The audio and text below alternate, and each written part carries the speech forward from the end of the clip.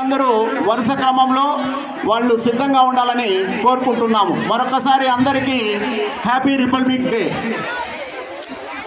76వ భారత గణతంత్ర దినోత్సవ శకటాల ప్రదర్శన సందర్భంలో ఇప్పుడు విచ్చేస్తున్నది వ్యవసాయ శాఖ.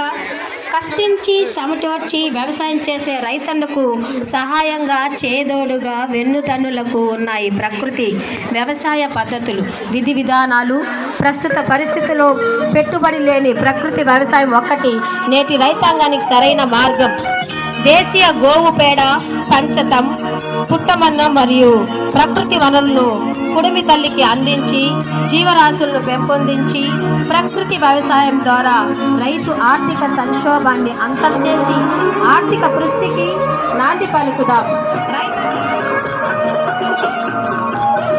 రైతన్నలకు నాణ్యమైన దిగుబడి, మంచి ఆరోగ్యం అందించే కేంద్రంగా ప్రకృతి వ్యవసాయం ప్రగతి రథంలో పరుగులు తీయాలని, తక్కువ ఖర్చుతో స్థిరమైనటువంటి దిగుబడి అందించే సూత్రంగా రైతులు పండించే ధాన్యాలకు మంచి ధర సేకరించే మార్గాలుగా మన భారతదేశంలోని రైతులు విచ్చేస్తున్నారు.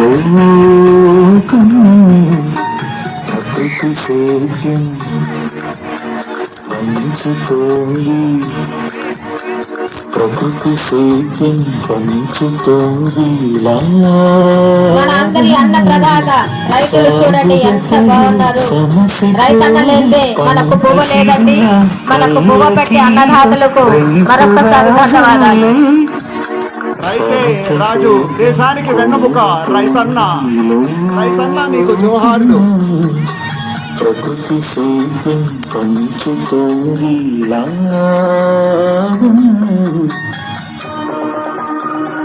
దేశానికి అన్నం పెట్టి అన్నపూర్ణముడిలో అన్నార్థులై అలమటిస్తూ 2 పూటల ఇంటికి నోచుకోలోని దానికి సంకల్పించింది సోలార్ శాఖ.